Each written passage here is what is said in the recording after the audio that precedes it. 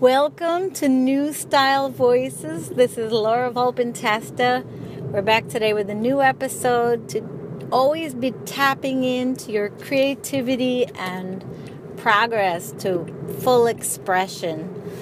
Today's topic is really important to me, especially right now, today, as I come out of a group coaching session. And the topic is, it's about studying alone versus working in groups. So, where do we begin? Some might think I'm an extrovert, but I would consider myself an introvert. So, I recharge my batteries, or so I think, in my alone time, in reconnecting with myself, in resting, in, my craft, and the reason I say, I think that's where I refresh myself, because as any creative cycle goes, I need to swing like a pendulum from one side to the other. So if I've been alone long enough, I will start to finally overthink things and paint myself into a corner. And so in that way, when I'm around other people, playing with the children, chatting with the barista at the coffee shop, then I find that I'm refreshed and restored and recharged by being social. So I don't know if anyone's really an introvert or an extrovert. Personally, I would say I'm a swinging pendulum, and I need to go back and forth and in and out of the outer world and the inner world. But that brings me to this concept of sharing. So I don't know about you, but personally, being alone to learn, I've learned amazing things from books. Let's use some examples. Knitting, crochet. I never learned to draw from a book. I think I've learned a lot of kind of healing and spiritual, and how to live type things, philosophical things from books. But if you've learned something from a book or a YouTube video or anywhere, something different happens when it becomes a shared experience. So I'm going to go back to the example of the knitting, because that's one that actually comes up frequently for me. I remember I learned to knit. I learned how to cast on. I learned how to knit, and then I learned how to cast off. And it was all cool. I was following patterns. But man, you get two knitters together, especially one who's a little farther along the path than the other. But even people at the same level, you're going to get a massive exchange of information for so many reasons. One reason is because people learn in different ways. So someone else is going to be able to fill in the blanks.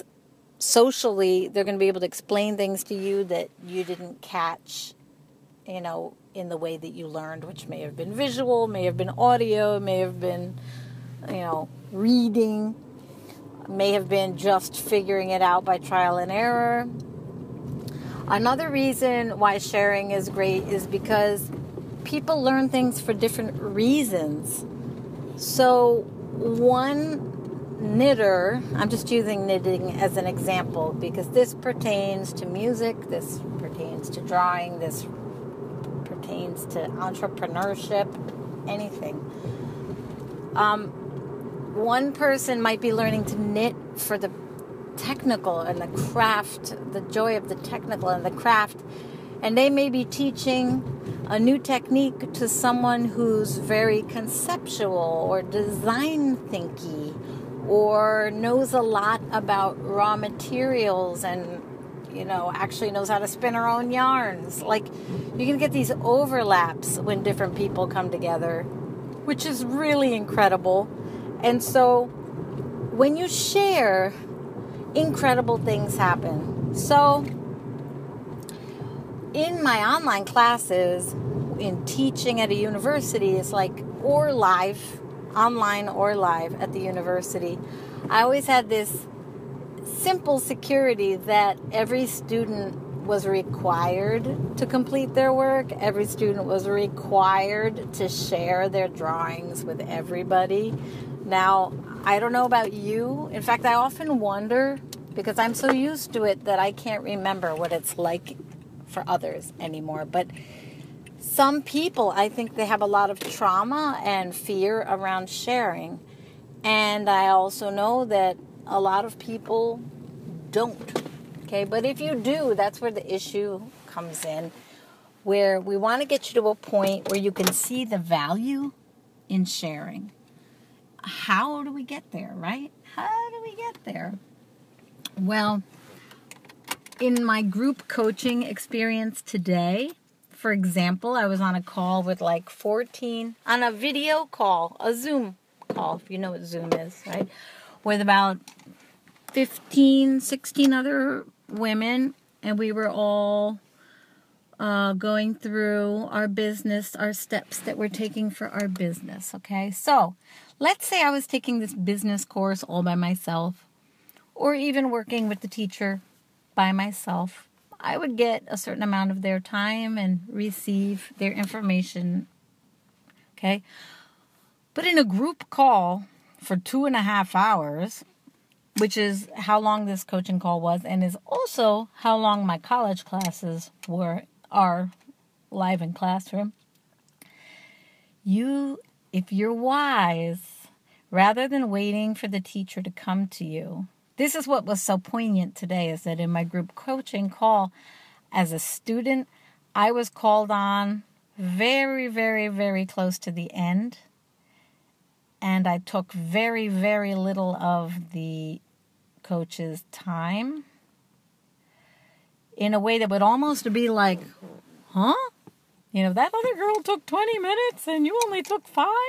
But in a group or in a classroom, when your teacher is helping everybody else, the beauty is that you get to peek in, you get to listen in, you get to eavesdrop. It's not eavesdropping, it's learning, right? But you get to pick up on all that juice that comes from every other conversation.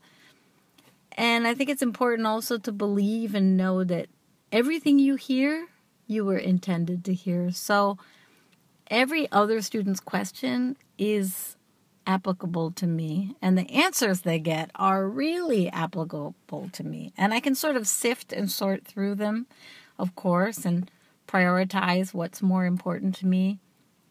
Another really great thing about sharing in classrooms is you start to really hone your own sense of what you have to offer. So often our greatest strengths are the ones we don't even realize we have them because we live with them every day. When you get into a group and you see what other people are struggling with, and you can find it's often something that comes very easy to you. Now, it goes the other way too. You're going to see people who are just having such an easy, great time with things that you only wish you could do easily. That's important too, I guess. Like, it's nice to know the landscape of the scene of whatever you're studying, whatever you're a part of, right? But this reflection back that shows you what you are strong at, that shows you what you have accomplished, is really powerful, because I find that most of us are underestimating ourselves in the utter humbleness of starting to learn something new. I think at some point we almost get stuck in the humble step for too long. And we start to drag that out because it's become a comfort zone. I'm humble and I don't know anything. But at some point, you really need to know that you've got something. What that thing, that unique thing is that you have just your way, that no one else does like you do. And so I know as a fashion teacher, that is one of the first things I try. I don't even try. Okay, after 20 years of teaching, one of the first things I see when I see a student's sketches, whether they're absolute beginners or they've been around a long time, it's almost like there's a hidden language. It's almost like it's these hieroglyphics. It's like, I don't know if you ever seen that movie, The Gods Must Be Crazy. There's The Gods Must Be Crazy and The Gods Must Be Crazy #2. Really, really good movies. Well, I think it was in #2 where the American woman crashes in this airplane, like somewhere in, I think it was the Kalahari Desert, in the bush, in Central Africa, something. And she's lost, and the bushman says to her, or he says to himself, oh, this woman, she's illiterate. She doesn't know how to read the desert, because she couldn't recognize, like, the animal tracks and the animal droppings and the way the wind was blowing and the angle of the light. Like, that's literacy in that desert, knowing how to read the desert. Well, a lot of us are illiterate in recognizing our own brilliance. So maybe that's a gift that I have, or maybe it's just from so many years of working with students. But when I see someone's sketches, I think, oh. And when I often see that they don't recognize their brilliance. So it's almost like, oh, she's illiterate. She doesn't recognize her own genius. So when you share your work, whether it's one-to-one with a teacher, and then there's like a whole other dynamic with a group, being in a group, it's incredibly powerful. It's incredibly powerful. And there's a spirit to the group as well, its own living, breathing vibe. Any teacher will tell you, when you go into a classroom, it's like every class has its own character, its own personality, its own energy that you need to respond to. There's a chemistry in there, and a history. So my genius, I would say, is to see the genius in the others. So I love to bring that out, because you will see that some people are just like exquisite drawers. Some are the conceptual ones who just take themes and ideas and just do amazing things with them, regardless whether they draw well or not, quote unquote well. I mean, I think one of the main points of drawing is to take what is in your mind as only an idea and to be able to put it out in two-dimensional form, right? In a visible way for others to see. Some people put things out in a verbal way. And something will put things out in 3 dimensions. Some people, not everyone's for drawing, with a pencil. So, but the beautiful thing and the crux of this whole podcast is about ideas and how your ideas can grow, about how you can tap into the flow of your ideas, how you can capture and nurture ideas, and how ideas can also happen between people, between groups, between us and the world, between us and our art supplies. These ideas, these energetic little fairies that appear, that can be in music. You have the form. You'll go in some musicians you never met before. You all know the song. But how each of you instinctively comes to play it brings the fresh flavor. And what medium you use, which instruments you use, how it's recorded. Are you plugging in? Is it acoustic? Are you stopping every 5 seconds to re-record each track till it's just so, or is it a one-take live session? You know, there are so many ways that we create. And in a business, for me, my learning right now is mostly entrepreneurial. You know, I feel really comfortable in my relationship with my fashion, drawing, and art. I've been using, my big thing this past year has been experimenting with a lot of new media. Markers and digital media are two things I never thought I was going to want to use. I was always strictly watercolor and gouache, and I'm so excited and having so much fun discovering all these new supplies. But in business and in art, you know, there's all the new social media. There's all the new ways to connect with people. And I just love to hear your comments under this video. Or you can email me at lauravolpintesta@gmail.com. You can find me on social, Laura Volpintesta, on Instagram. Just pipe in there anywhere. Let me know how you feel about sharing when you're learning, and also how sharing has strengthened your learning. I know that, you know, in art school, in design school, when I was a Parsons student, I never had a bad experience with quote-unquote critiques, like discussions about work. I never had an abusive teacher who ripped everyone's work apart. But I have heard time and time again about art and music teachers who do that.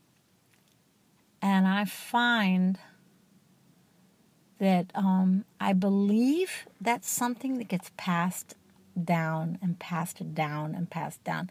If someone gets that treatment from family, from professors, from bosses, and if they don't get to heal it, then they tend to pass it on.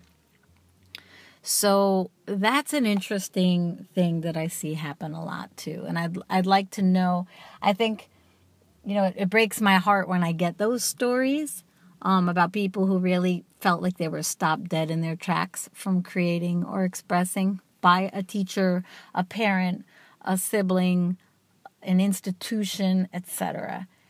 And yet, and I'm going to wrap it up with this, I'm a huge fan of Joseph Campbell, the anthropologist and mythologist. And he always talks about the hero's journey.